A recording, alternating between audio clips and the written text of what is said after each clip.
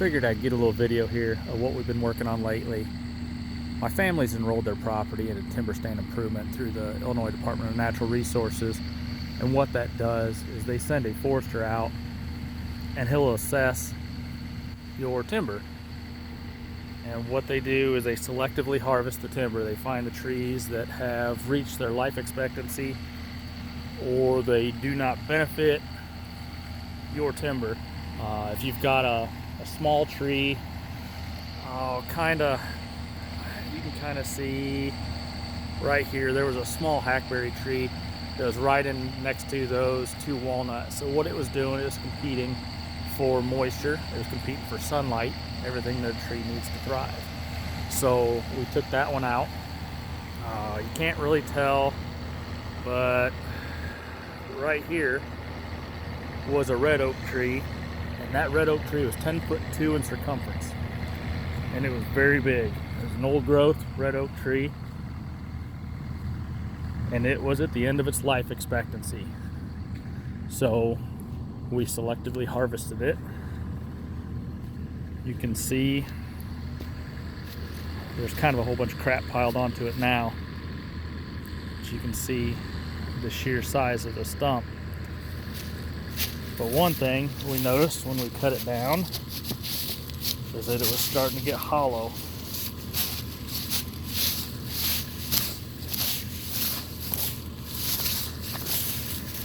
So you can see that right there. It was starting to rot. So that's a very good example of what the selective harvest is all about. In turn, there's a lot of firewood left over that the log buyers do not want. So we're cutting it into firewood. We're also calling people in the community that burn firewood. We're allowing them to come out and cut it. That way it doesn't go to waste. So with doing that, this area here you can see has opened up quite a bit. We're going to end up planting this into a food plot for the deer. Everything, a lot of the stuff we do on the property revolves around deer hunting, and mainly habitat. For me, it's more evolved from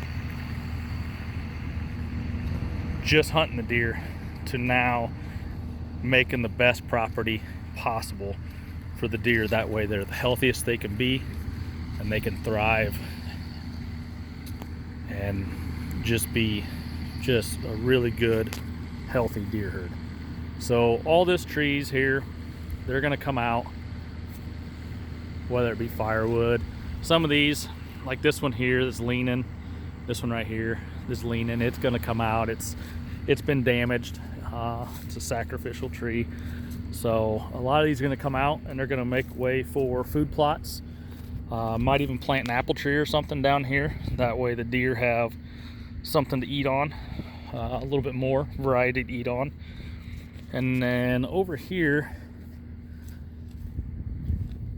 where we've got a whole bunch of tops, I've actually arranged them into bedding areas and windbreaks for the deer.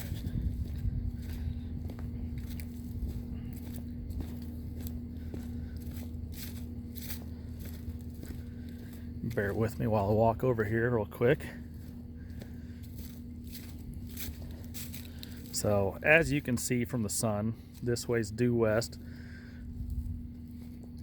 but all these tops here I have arranged,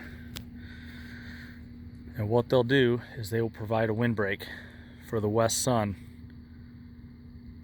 That way it does not, the deer, they can get shelter behind there from the sun, from the wind. They have a nice secluded spot to bed down. And then I got some other stuff piled up. They got a spot to escape through there. If predators come through, they can walk in and out. They've already been in and out of here using it. You can see all these tracks. This was fresh worked up yesterday, so they were in here last night before it froze. But all this stuff's going to get cleaned up, and we'll just let this grow into grasses, natural grasses and forbs for the deer. And then over here will be the food that we plant. There's a creek right through there. And this is the bedding area I've been working on, so they have a spot to hide. And I've got different little pockets inside of it, so different groups can be in here at the same time. And then also it allows for different wind directions. Winds out of the south, winds out of the north, east, west, and every variation thereof. So nice little project we're working on here. Just trying to reclaim the timber back after the timber stand came through, or the improvement came through. So just trying to clean it up and getting it usable again.